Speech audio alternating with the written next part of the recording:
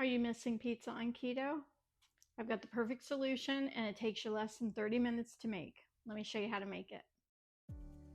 To make the crustless pizza, start by adding 1 pound of ground Italian sausage into a skillet over medium heat and cook it until it's browned. Remove it and set it aside in a large mixing bowl. Add in 1 tablespoon of butter and 8 ounces of sliced baby portobello mushrooms.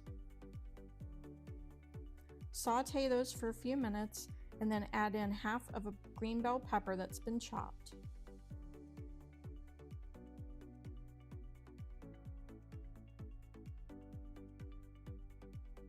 Add them to the same bowl with the Italian sausage and then add in a 1/4 cup of sliced black olives, 1 cup of my homemade pizza sauce, and I'll post the recipe for that down below. Then add in 1/2 cup of shredded mozzarella cheese and mix. Once it's all combined, pour it back into the same skillet and spread it out into an even layer. Add the rest of the mozzarella cheese on top and then add your pepperoni and then bake it in a 450-degree oven for 12 to 15 minutes or until the cheese is golden and bubbly. Hi guys, I'm Julianne with Keto Cooking Christian, and well, you saw how easy that was to make. It took less than 30 minutes and is perfect for busy weeknights. You can even prep it ahead of time. Prep it maybe in the morning and put it in the fridge and then just bake it off right when you get home. It takes about 15 minutes to bake, and there you have it. Beautiful piping hot pizza. You can put whatever you like on top. Red pepper flakes, I like just a little bit, not too spicy. And I'm not the biggest fan of oregano in Italian cooking, but with pizza, it's pretty much a must. I like a little dried oregano on top. And then for a little freshness and some color, a little fresh parsley from the garden. And look at that, right? Let's dig in.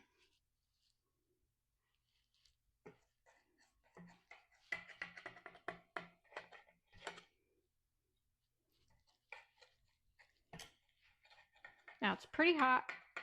I just took it out of the oven. Let's see, that little stubborn pepperoni.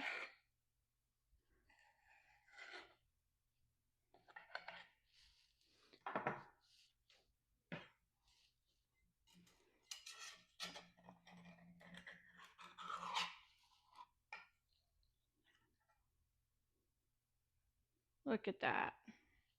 Delicious.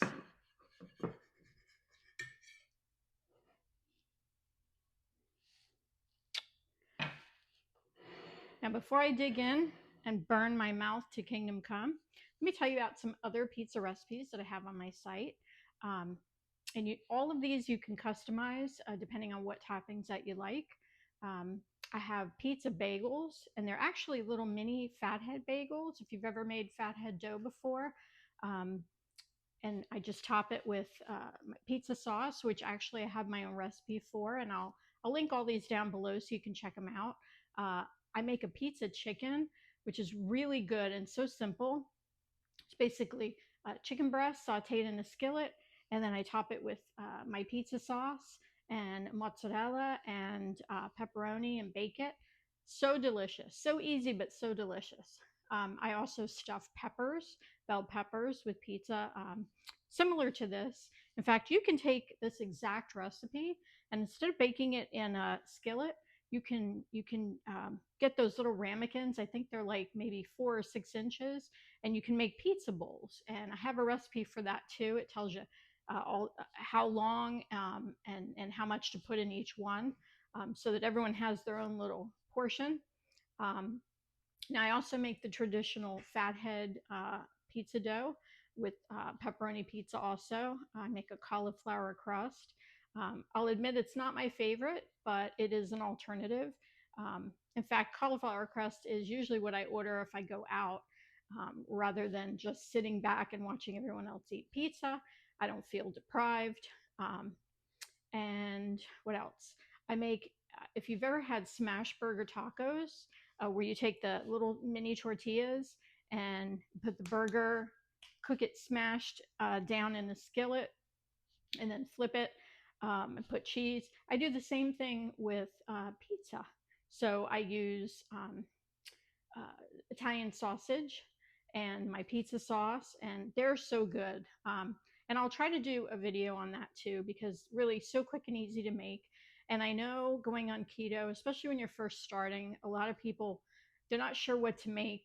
They're not sure of the ingredients that they're allowed to have, how much, to get their macros in order.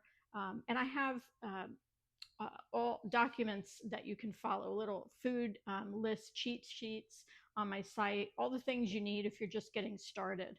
Um, anyway, back to the pizza. Let's dig in. And this is just what I love about it. It's just nice, it's hearty, and really, you hardly even miss the crust, honestly.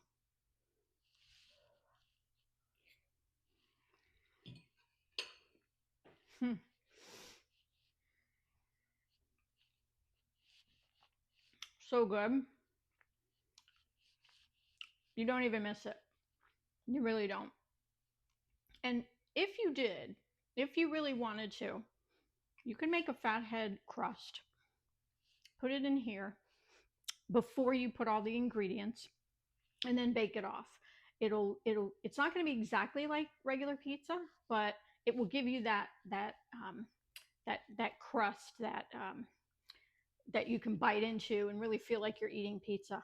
There's one other thing that I make that I forgot to mention, which is one of my favorites, is a pizza pie. Kind of like a deep dish pie.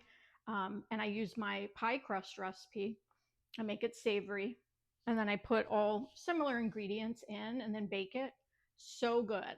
Really so good. And again, I'll link that below along with my other pizza recipes. I hope you give this a try. Let me know also what are, because I know pizzas are people either love or hate certain ingredients like anchovies. I have to really like them, but I don't use them very often. I can take them or leave it. Pineapple and ham, I'm not a big fan of that, but I know a lot of people do like that. So let me know what your favorite toppings are and what's the most unusual pizza that you've ever had. Mine is actually a white clam pizza. Best pizza I've ever had in my life was probably about 20 years ago.